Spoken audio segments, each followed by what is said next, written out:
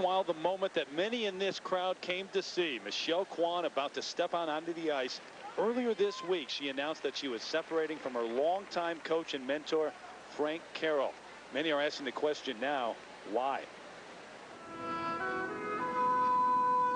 If you really think about it, every skater is alone on the ice. You're out there alone, and you have to be strong from within. That's what I'm trying to do.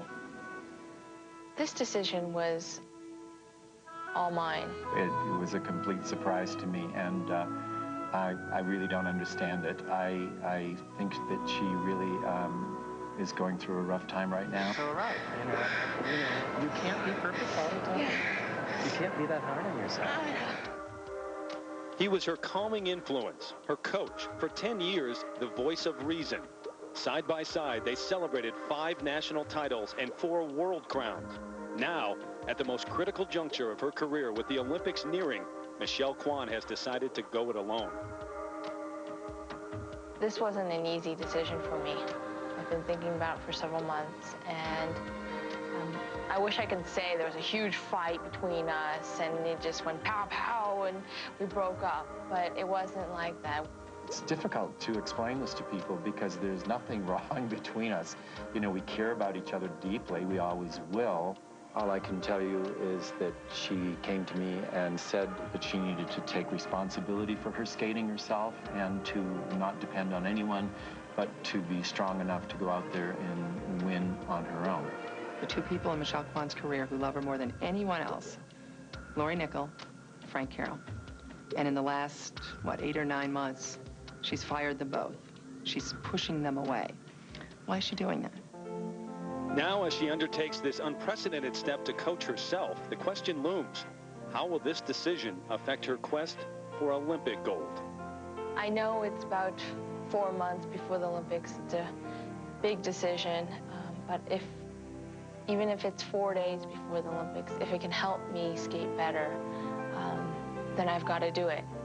She says, sometimes I have to look for motivation.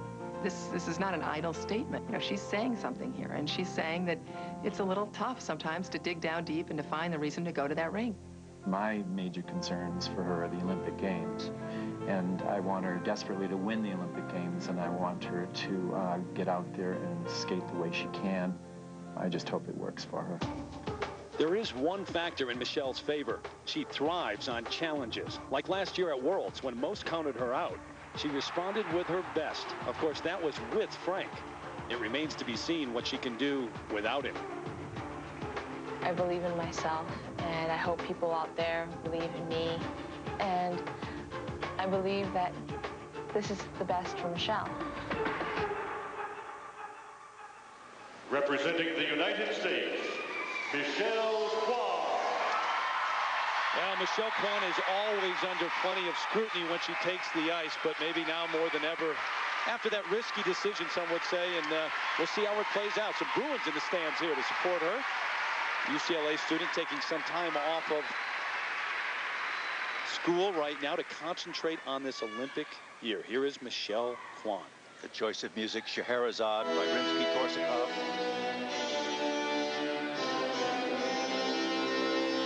This program was choreographed by her new choreographer, Sarah Karahara.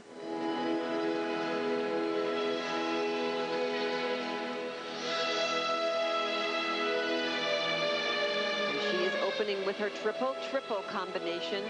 Triple toe, triple toe.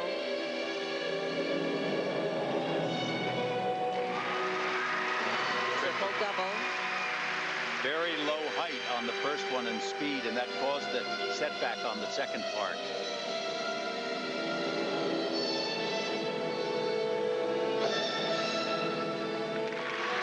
Solid triple Salchow.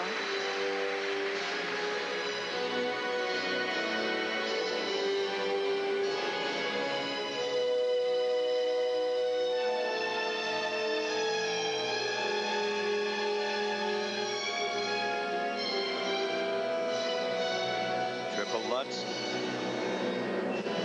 Double toe. Neat, clean.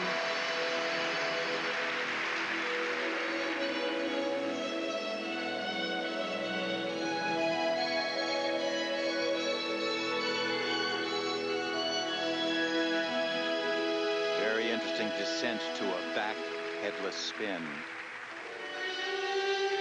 It's interesting, her win in the short program here was far from unanimous. The German judge put her in third, and the U.S. judge actually had Sarah Hughes in first and Michelle in second. Hughes will be the last to skate here in the free skate.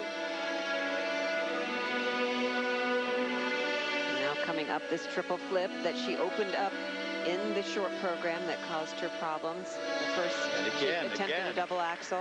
It went to a single.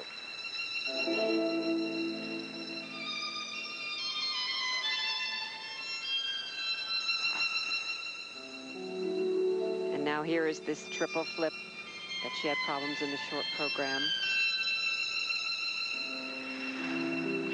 But not tonight.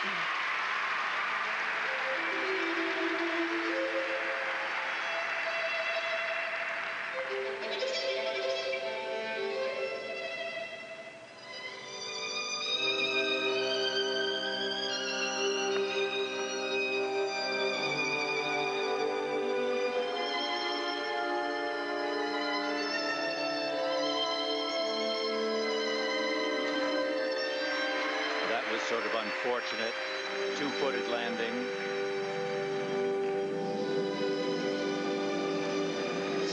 And this spiral usually brings down the house, but I don't think it's placed quite enough to be as effective as it was in the last program. I love it when she holds it for a long period of time, so you really can appreciate that beautiful position.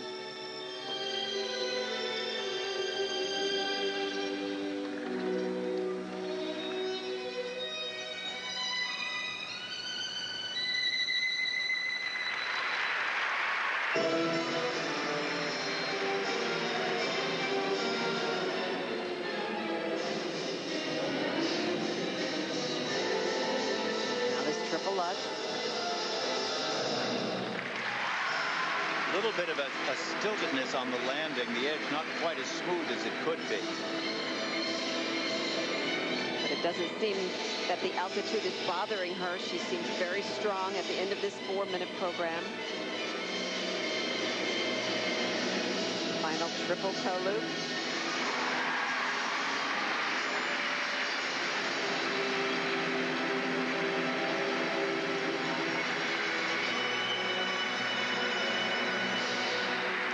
Well, a solid performance for Michelle Kwan. She landed 6 clean triple jumps in this program. She seems very happy. There's her dad, Danny, who was ringside throughout that entire performance. Well, it was not an A+, but it was still an A- program. The last time Michelle lost to anyone other than Arina Slutskaya at a major eligible competition, the '99 Worlds, 2.5 years ago. There's Kristi Yamaguchi in the stands, Olympic champion.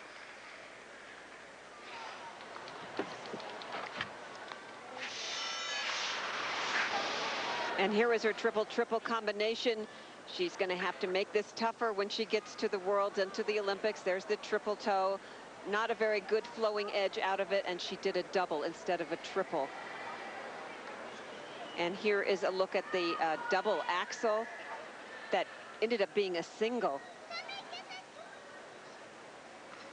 And now this was her triple loop that she had trouble on the landing. She goes up in the air, and her feet are crossed so dramatically. It was really hard for her to hold on to that landing, and she two-footed it. For technical merit. Well, that's Wendy Ensman, team leader from the United States Figure Skating Association, alongside. The first set now 5.4 up to 5.8. Not her usual higher marks, but certainly acceptable considering the number of minor little touches that were not quite so perfect in this performance.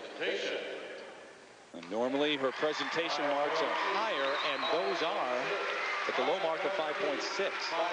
But all first place ordinals for Michelle Kwan. She has the lead for the moment. Well, there is an opportunity now for Sarah.